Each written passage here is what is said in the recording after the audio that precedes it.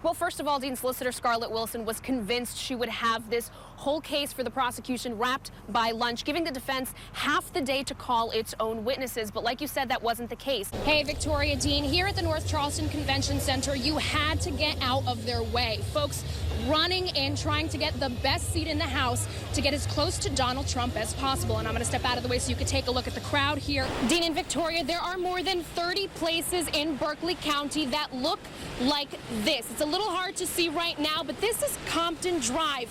And this area right here, it's a cutout on the side of the road here, a complete crater. It's as easy as taking a measurement. The hand TV method simplifies pediatric response, giving hand-to-hand EMS a leg up on life-saving. Local pastors, Elder Johnson, leaders of Black Lives Matter, all here praying for those victims together in a circle outside the Marriott when they were quickly dispersed and everyone was told to rush across the street due to what police are saying is an immediate threat. Again, little information is known on exactly what that threat is. Right now, nobody is outside that Marriott. Earlier, that was packed. People were told to get inside the hotel. People were told to disperse, get away. And I know that there are some rumblings out there of exactly what it is, but still we have no confirmation of why we were rushed across the street and why everyone was told to scatter as quickly as possible. This is not going to be a fun hurricane, guys. If you're out here, unfortunately, like I am, it's not safe, so try and stay indoors. I can barely even see, to be honest. It's not very fun wearing glasses out in this. I'm not going to lie to you, Dean and Ashley.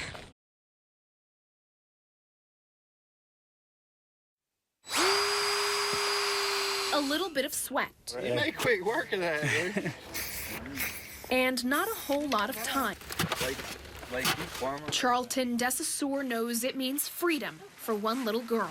Family's daughter has been in a wheelchair and has been out of school because of that. So obviously we've been building a ramp today.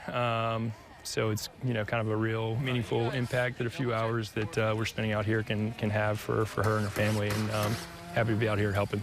Joe, how many deck screws do you want?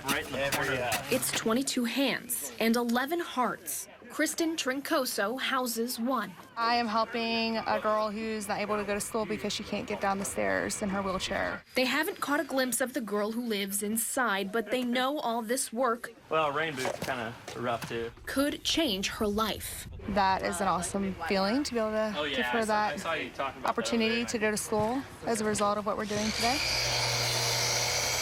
It's 1 foot of ramp for every inch this house stands above the ground. At 82 inches, it's the longest ramp they've ever built. In this case, the house is 82 inches above the ground. The ramp has to be 82 feet long. Got it, Jeff. A plan that builds on the kindness of some. I hope that other people will see what has been done for someone in their community, and that maybe they'll be willing to step up and do something to lend a hand. To bring this smile into the garden that surrounds her home. Lara Rolo, ABC News 4. Wow, look at the tail on him. He's huge. Kenneth Cordray knows big. Big claws, big teeth, big scoots. He's huge.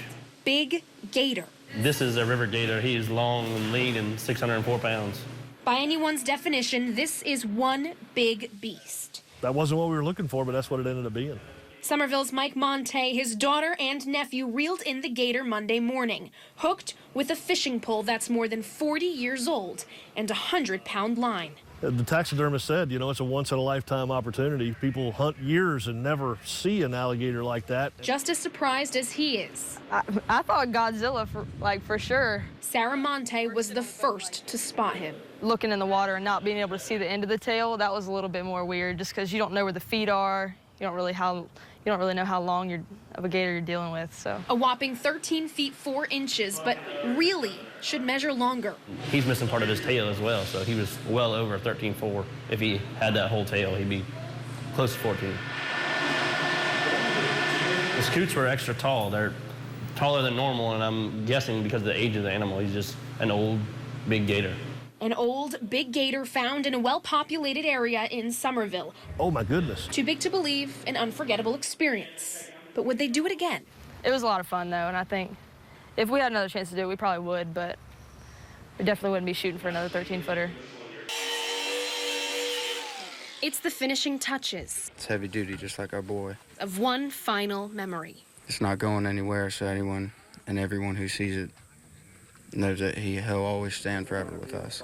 Littered with the shattered glass of 18-year-old Matthew Gooch's truck. His friends gathered on that very same gravel. He was a big kid.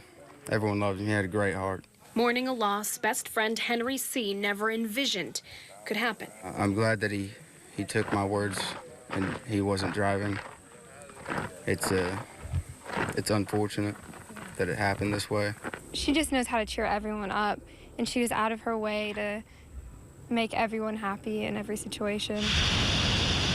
At the wheel Saturday morning. They were really, really good friends. She used to be over to the house like every single day. Amanda Wheeler, just 17 years old. She was really good for him.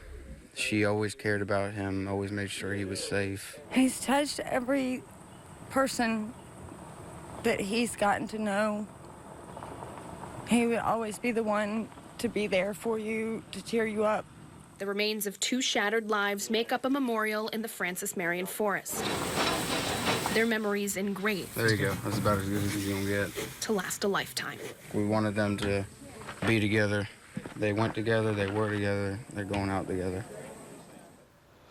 And family says Gooch had just lost his mother. She died Thursday after suffering from a prolonged illness.